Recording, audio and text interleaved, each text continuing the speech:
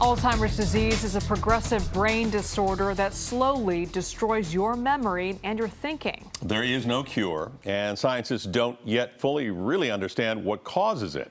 But one doctor has a controversial approach claiming he can reverse the symptoms. KPIX5's Julia Goodrich is in San Francisco tonight with our original report.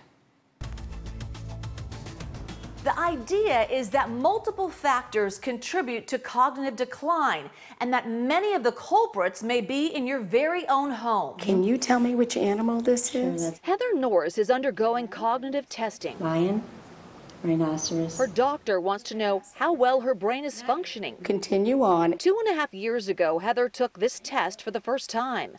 Back then, her score, It was really low. and her family had noticed she was not herself. They said that I was repeating myself. Heather had just started losing her zest for things. Her sense of humor wasn't there anymore. Craig Norris was Heather's high school sweetheart. We've been married for almost 51 years. Though Craig knew she'd changed, nothing could prepare him when he heard her doctors say, Your wife has Alzheimer's. It's a terrible disease. We don't have anything we can do to help you. Good luck with that. Frankly, that was pretty devastating. Heather believes she was genetically predisposed. Because my mom had passed away from Alzheimer's. Yet, somehow, 30 months after her diagnosis, Repeat them after me in the order that I say them. 2, 1, 8, 5, 4.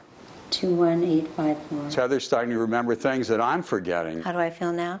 I feel like I've got my life back. what gives?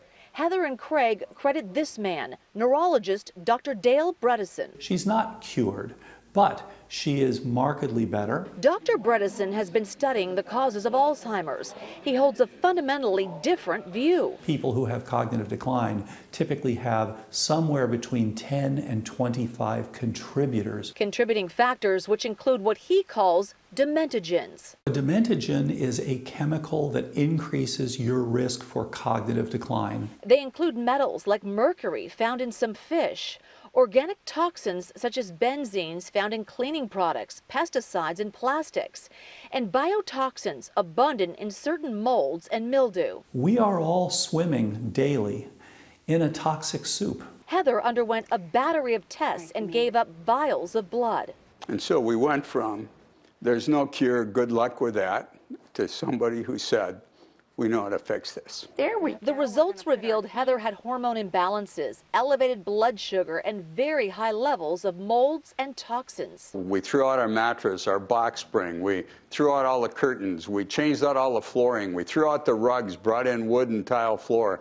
I mean, it was like we're on this mad dash to figure out how to get rid of anything that can hold mildew or molds or toxins in it. Craig and Heather then changed their lifestyle. They cut out processed food, all sugar, and now consume up to 30 cups of organic veggies a day, mostly in smoothies. And it's how we get the vegetables in our system. They boosted their exercise and sleep. Change did not come overnight. Well, it was kind of gradual, but all of a sudden, she would make jokes again. Heather still deals with some cognitive difficulties, but her zest for life is back. We've got, 5 grandkids, and I want to be around. Dr. Bredesen says his approach is not a cure, just a reversal of cognitive decline. In Contra Costa County, Juliette Goodrich, KPIX5. Bredesen published a study last year. His team documented how 100 patients all showed improvement using his protocol.